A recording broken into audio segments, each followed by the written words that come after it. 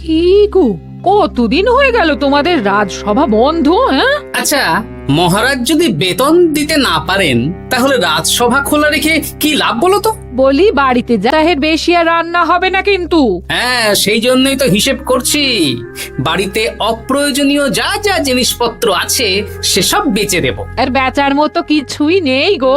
দেখো, তুমি সব সময় আমার পরেই খাও, তাই আমাদের একটা করে থালা বাটি বেচে দিলে তো কোনো সমস্যা নেই গিন্নি। এই তোমার মাথা না কাজ করছে না। যাও বাইরে ঘুরে এসো, পারলে বাজার থেকে ধার করে হলেও একটু চাল নিয়ে এসো। দেখি যদি কোনো সহৃদয় ব্যক্তি চাল দেয়।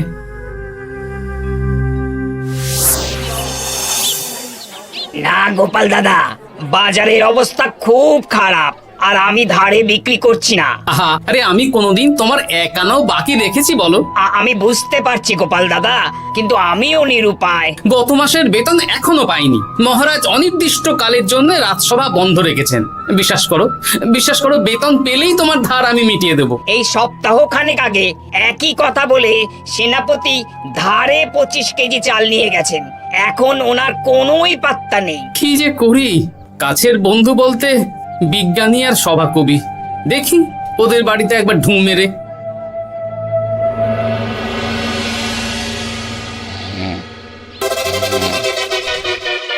কৃষ্ণনগর কৃষ্ণনগর কৃষ্ণনগর শূন্য। হ্যাঁ, এবারে একটা মোহরও নেই। জাহাপানা সর্বনাশ হয়ে গেছে। কি হলো? পালে বাঘ পড়েছে নাকি? ঘুমের 12টা বাজিয়ে দিলে। জাহাপানা, এবারে কৃষ্ণনগর থেকে একটা মোহরও খাজনা আসেনি। হ্যাঁ, বলো কি? 1 মাস আগে বাৎসরিক খাজনা দেওয়ার শেষ দিন ছিল, কিন্তু এখনো একটা মোহরও খাজনা আসেনি। না জাহাপানা। পড়েছে বেগমের জন্য হীরের হার, হীরের কানের দুল, হীরের নাকছাবি বানাতে দিয়েছি। উজির, যা হোক করে কৃষ্ণনগর থেকে আমার খাজনা চাই চাই। তাহলে তো কৃষ্ণচন্দ্রকেই তলব করতে হবে। যা করার করো। বাবা, এই সময় তোমার শখ হয়েছে ময়না পোষা? আরে না না, আমি পুষিনি। একটা পশ্চিমের গ্রামে কদিন আগে ঘুরতে গিয়েছিলাম। আচ্ছা, ওখান থেকে নিয়ে এসেছো? না, তাও আনিনি, ছোলা খেতে দিয়েছিলাম। দেখি তারপর আমার পিছনে পিছনে উড়ে উড়ে চলে এসেছে। বাবা বাহ, এ তো ভালো কথা। বিয়ে তো করলে না, তাও একটা সঙ্গী জুটেছে। এ যে সে পাখি নয় গোপাল, এ ময়না কথা বলে, দেখবে। এই ময়না, বলো তো গোপাল এসেছে। আরে বাস, বলো তো গোপালের ভুঁড়ি আছে আমার নেই। বেশ বেশ বেশ। এ ভোরবেলা আমার কাছে আসে, সারাদিন আমার কাছে থাকে, আবার সন্ধে হলেই নিজের বাসায় নিজে নিজেই ফিরে যায়। বুদ্ধিমান পাখি। ওই গ্রামে শাখে শাখে ঝাঁকে ঝাঁকে ময়না। বেশ, বুঝলাম। তা বিজ্ঞানী, তোমার কাছে আমি আসলে একটা দরকারে এসেছি। বলো কি দরকার? আসলে ওই টানাটানির সংসার চলছে, বুঝলে। বাড়িতে চাল বাড়ন্ত, কদিন পরে হাঁড়ি চড়বে না। তুমি কিছু পয়সা ধার দিতে পারবে? আরে এমন করে বলছো কেন? আমার তো সংসার নেই, এত খরচও নেই। তুমি বাড়ি যাও, আমি 2 বস্তা চাল পাঠিয়ে দেব। ধন্যবাদ বিজ্ঞানী, তোমার মতো বন্ধু পাওয়া মুশকিল। বন্ধুত্বে এইসব ধন্যবাদ দেওয়ার দরকার নেই, একে অপরের পাশে থাকলেই হলো।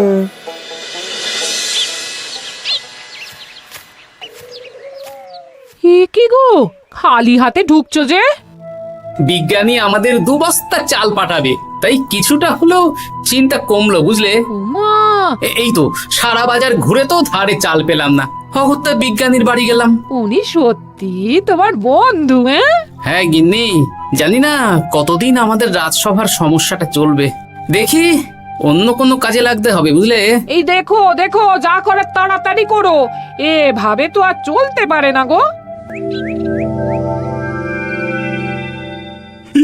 কি নবাব বাহাদুর আমাকে ডাকছেন? হ্যাঁ, জাহাপনা আপনার উপরে রেগে আছেন। অতি সত্বর আপনাকে দেখা করতে বলেছেন। এবারে চাষাবাদের মন্দার কারণে রাজস্ব আদায় তেমন ভালো হয়নি, তাই খাজনা পাঠাতে পারিনি। আর কিছুদিন অপেক্ষা করতে বলুন, আমি ঠিক খাজনা পাঠিয়ে দেব। এখন আর খাজনা নিয়ে কথা বলবেন কিনা জানি না। আপনাকে নবাব এই আদেশ পাঠিয়েছেন, আপনি 2 দিনের মধ্যে নবাব বাহাদুরের সাথে দেখা করবেন। আচ্ছা ঠিক আছে।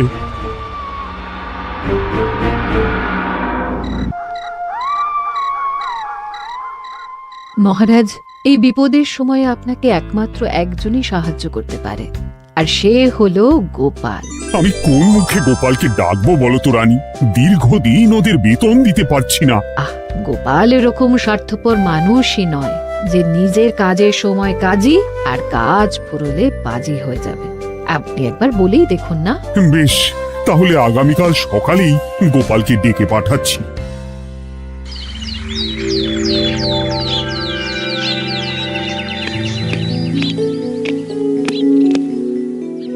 আসতে পারি মহারাজ? হ্যাঁ গোপাল, এসো এসো। মহারাজ, আমাকে হঠাৎ ডেকে পাঠালেন যে? শোনো, নবাব বাহাদুর বলেছেন ওখানে যেতে হবে, কারণ এবারে কৃষ্ণনগর থেকে কোনো খাজনা পৌঁছয়নি। মহারাজ, আপনি গেলেও বিপদ, না গেলেও বিপদ। হ্যাঁ, সেটাই তো আমাকে সবচেয়ে বেশি ভাবাচ্ছে, কিন্তু না গেলেই যে নয়। তাহলে এক কাজ করি মহারাজ, আমিও বরং আপনার সাথে যাই। যা বিপদ আসবে একসাথে লড়বো। ও গোপাল, তুমি যেন আমার বুক থেকে পাথর নামিয়ে দিলে। তোমাকে যে কি বলে ধন্যবাদ জানাবো। তাহলে কখন বেরোবেন বলুন? আজকে সন্ধ্যের দিকে বেরিয়ে পড়বো, তাহলে কাল সকাল সকাল মুর্শিদাবাদ পৌঁছে যাব। কতদিন থাকতে হবে তো কিছুই জানি না, তাহলে ওই 3-4টে জামা কাপড় ধুতি নিয়ে নেব, কি বলেন? হ্যাঁ হ্যাঁ, তাই নিও। তাহলে সন্ধ্যাবেলা রাজবাড়িতে এসো, একসাথেই বেরিয়ে পড়বো। আচ্ছা মহারাজ। বলি, তোমার কি মুর্শিদাবাদে না গেলেই নয় গো? আমাকে তো যেতেই হবে গিন্নি। জানি নবাব বাহাদুর কিভাবে ছক করে কল করে, তুমি সাবধানে থেকো গো। দেখো, আমি যখন যাচ্ছি তখন নবাব বাহাদুরকে এবার সাবধানে থাকতে হবে। হ্যাঁ, ঠিক আছে ঠিক আছে, মাথা ঠান্ডা রাখবে, বেশি ওস্তাদি করতে যাবে না। এমনিতেই আমাদের অবস্থা এখন ভালো নয়। আরে তুমি অতিরিক্ত চিন্তা করো না তো গিন্নি। জাহাপনা, গয়নাগুলো কবে আসবে? এখনো 2-3 দিন সময় লাগবে বেগম। এত সময় লাগছে কেন জাহাপনা? দেশের কোণে কোণে খুঁজে সেরা সেরা হিরে দিয়ে বানানো হচ্ছে, যে সময় তো লাগবেই বেগম। তাহলে তো অনেক খরচ হচ্ছে। তাও হচ্ছে বটে, কিন্তু তোমার জন্য আমি সব করতে পারি। আমাদের মুর্শিদাবাদের হীরালালের হাতের কাজ দেশের সেরা। আপনি সত্যি আমাকে ভালোবাসেন, আমার জন্য এত খরচ করে গয়না বানিয়ে দিচ্ছেন। তুমি খরচ নিয়ে এত চিন্তা করো না। কৃষ্ণনগর থেকে এই বছর ভালো খাজনা প্রাপ্য ছিল, কিন্তু এখনো একটা কানাকড়িও আসেনি। তাহলে আপনার গয়না বানাতে যা খরচ হবে সব আপনার সিন্ধুক থেকে দিয়ে দেবেন? না না না, কৃষ্ণনগর থেকেই আদায় করব, ওকে তলব করেছি। আচ্ছা, সহিস, গাড়ি ছাড়ো। যথাজ্ঞা মহারাজ।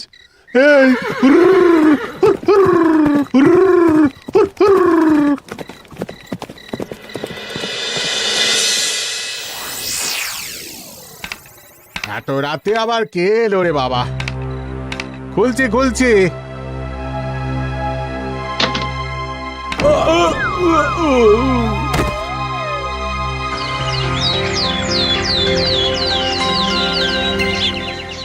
সর্বনাশ হয়ে গেছে জাহাপানা। কি হয়েছে হীরালাল? নবাব বাহাদুর, মহারাজ কৃষ্ণচন্দ্র আর গোপাল এসেছেন আপনার সাথে দেখা করতে। ওদের দরবারে আসতে বলো। হ্যাঁ, এবার বলো হীরালাল, কি হয়েছে? এই, তোমার মাথায় পট্টি কেন? জাহাপানা, গত রাতে আমার সর্বস্ব লুট হয়ে গেছে। বলো কি হীরালাল? তোমার কাছেই তো বেগমের হীরের সব গয়নাগাটি বানাতে দিয়েছিলাম। হ্যাঁ জাহাপানা, সব গেছে। আমার মাথায় মেরে সব লুট করে নিয়ে গেছে। এবার আমি কি করব জাহাপানা? বেগম সাহেবা, আপনার গয়না যে হীরালাল শেখরার কাছে জাহাপনা বানাতে দিয়েছিলেন, ওনার সব লুট হয়ে গেছে।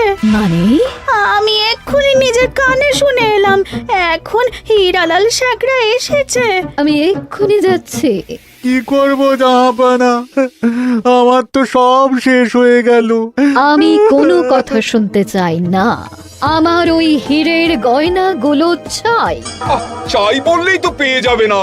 এখন এই গয়না শুধু নয়, হীরালালের সব সোনা দানা চুরি হয়ে গেছে। সেগুলো খুঁজে পেতে হবে। বিগত কয়েক বছর আমার মুর্শিদাবাদে কোনো চুরি ডাকাতি হয়নি। প্রত্যেকটা গ্রামবাসী সুখে শান্তিতে আছে। বাইরের কোনো শত্রু আসারও সুযোগ নেই। গ্রামের সীমানায় দিন রাত প্রহরী থাকে। যদি এসেও থাকে, পালাতে পারবে না। এবারে তাহলে চোরটা কে বুঝবো কি করে? এসব সামান্য চোর ধরার কাজ আমার কাছে নস্যি। জাহাপনা, আপনি যদি কৃষ্ণনগরের এবছরের খাজনা মকুব করে দেন, তাহলে আমি চোর ধরার ক্ষেত্রে সাহায্য করতে পারি। ঠিক আছে কৃষ্ণচন্দ্র, তোমার এই গোপাল যদি চোর ধরে দিতে পারে, তাহলে এবছরের খাজনা মুকুব। আগে আমি ওই শেখরার সাথে একান্তে কিছু কথা বলতে চাই। বেশ, প্রহরী প্রহরী, তুমি গোপাল আর শেখরাকে একটা ঘরে নিয়ে যাও। আসুন। এবার আপনি চুরির ঘটনাটা বলুন। চুরি না, ডাকাতি। সে যাই হোক, বলুন বলুন। গতকাল রাতে, তারপর সকালে জ্ঞান ফিরে ঘরে গিয়ে দেখি সব ফাঁকা। আমার ঘরের সাথেই লাগোয়া দোকান। আচ্ছা, দেখুন, আমি আপনার কথা শুনে আর একটু আগের যা আলোচনা শুনলাম, তার থেকে মনে হচ্ছে এই চোর স্থানীয় চোর। কি করে বুঝলেন? কারণ বাইরের চোর হলে তো এত নিখুঁত কাজ করা সম্ভব নয়। চোর নিশ্চয়ই আপনাকে ব্যক্তিগতভাবে চেনে। হ্যাঁ, এবার মশাই আপনি বলুন তো, আপনার কোনো শত্রু আছে? না, শত্রু নেই তেমন। আমার সাথে কারো সম্পর্ক খারাপ নেই। আর আমাদের পাড়ায় সবাই ব্যবসায়ী, সবাই সম্ভ্রান্ত লোকজন। বেশ, তাহলে সব ব্যবসায়ীদেরকেই ডাকতে হবে। আমি নবাব বাহাদুরকে বলে দিচ্ছি, আপনি এখন আসুন। নবাব বাহাদুর, আপনি ওই গ্রামের সকল ব্যবসায়ীদের আপনার মহলে ডাকার ব্যবস্থা করুন। সবাই কিন্তু বেশ সম্ভ্রান্ত ব্যবসায়ী। সে হোক না, ওই গ্রামে তো সবাই ব্যবসায়ী, আর বাইরের কোনো লোক গ্রামে ঢোকেনি বা বাইরেও যায়নি। তাই যদি কেউ চোর থেকে থাকে, তাহলে ওই ব্যবসায়ীদের মধ্যেই আছে। বেশ, আমি সবাইকে আমার মহলে নিয়ে আসার ব্যবস্থা করছি। আর একটা ফাঁকা বড় ঘর চাই, যেখানে চোর ধরার পরীক্ষা হবে। আর সেই ঘরে আমাদের কৃষ্ণনগরের ঘোড়া চোর ধরবে। হ্যাঁ, ঘোড়া চোর ধরবে? হ্যাঁ, যে ঘোড়ার গাড়িতে আমরা এসেছি সেই ঘোড়া। যদি চোর না ধরতে পারো, তাহলে পুরো খাজনা তো গায়ের জোরে নেব, সাথে সাথে কৃষ্ণনগরটাও কেড়ে নেব। আমার উপর একটু ভরসা রাখুন নবাব বাহাদুর, আর যা বললাম করুন। বেশ, শুনুন, এই ঘরে আমার এক প্রিয় ঘোড়া আছে, আর সামনে একটা বালতিতে ছোলা সেদ্ধ রাখা আছে। আপনারা সকল ব্যবসায়ীগণ একে একে যাবেন, দরজা ভিতর থেকে বন্ধ করবেন, আর ঘোড়াকে এক মুঠো করে ছোলা খাইয়ে ফিরে আসবেন। তারপর কি বাড়ি চলে যাব? না, সবার ছোলা খাওয়ানো হয়ে গেলে আমি ঘোড়ার কাছে যাব, আর ঘোড়া কানে কানে আমাকে বলে দেবে কে চোর। তাহলে আর দেরি কেন, সবাই একে একে যাও।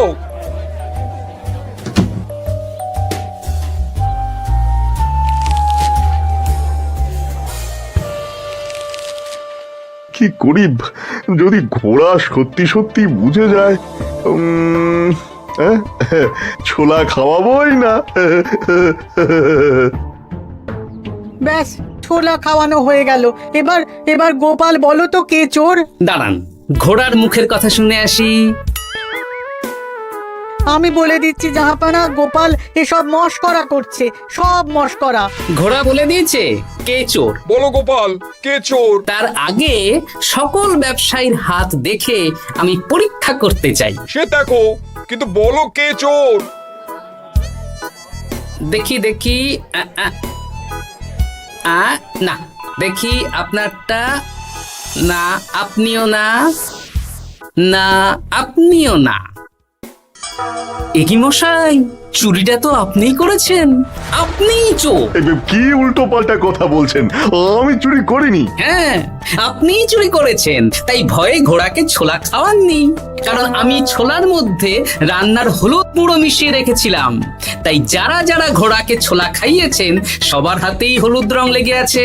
শুধু ওর হাতে নেই। ভাই, শেষে তুই? তোর মনে মনে এত হিংসা? ভাই মানে? আরে ও তো আমার খুড়তো ভাই পান্নালাল, ওরও সোনা গয়নার ব্যবসা। ব্যাস, এবার তাহলে বলেই দিন পুরো ব্যাপারটা, কারণ এখান থেকে পালানোর কোনো পথ নেই। ভুল হয়ে গেছে জাহাপনা, আমার দাদা আমার থেকে অনেক বেশি রোজগার করত, তাই আমার মনে মনে হিংসে ছিল। তারপর বেগম সাহেব আর হীরের গয়না বানানোর এত বড় বায়না পেল, তাই হিংসা আরো বেড়ে গেল। আর তুই চুরি করলি? চুরির সব জিনিস কোথায় আছে? আমার বাড়িতেই আছে জাহাপনা। সাব্বাস গোপাল, সাব্বাস। তোমার কি বুদ্ধি! তাহলে জাহাপানা, কথা মতন আমাদের এই বছর তাহলে খাজনা দিতে হচ্ছে না। না, কথা যখন দিয়েছি তখন আমি তো আর কথার খেলাপ করতে পারি না। আচ্ছা গোপাল, তোমার তো এত বুদ্ধি, আমার একটা শখ পূরণ করতে পারবে? কি শখ বলুন নবাব বাহাদুর। আমার অনেক দিনের ইচ্ছে একটা হাওয়া মহল বানাবো, কিন্তু ঘরামি রাজমিস্ত্রি কেউই বানাতে পারবে না বলছে। তুমি কি বানিয়ে দিতে পারবে? আগে পারবো জাহাপনা, কিন্তু তার বদলে আমি কি পাবো? আগামী 5 বছর কৃষ্ণনগরের খাজনা মুকুব, আর তোমাকে আমি 100 মোহর উপহার দেবো। বেশ, তাহলে আপনি আমাকে দিন 7 সময় দিন, আর 7 দিন পরে আমার বাড়ির সামনে চলে আসুন। হাওয়া মহল বানিয়ে রাখবো, আপনি নিয়ে যাবেন। বেশ, তাহলে 7 দিন পরে কৃষ্ণনগরে দেখা হচ্ছে। যদি না বানাতে পারো তাহলে কিন্তু আগামী 5 বছর কৃষ্ণনগরকে দ্বিগুণ খাজনা দিতে হবে, এই আমি বলে দিলাম। বেশ, রাজি।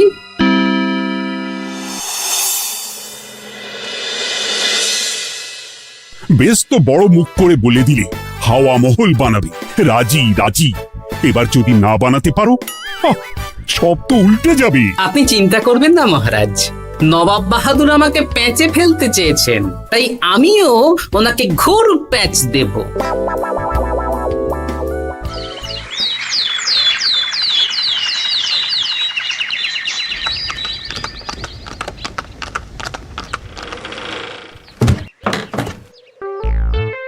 কি গোপাল, আরে কোথায় আমার হাওয়া মহল?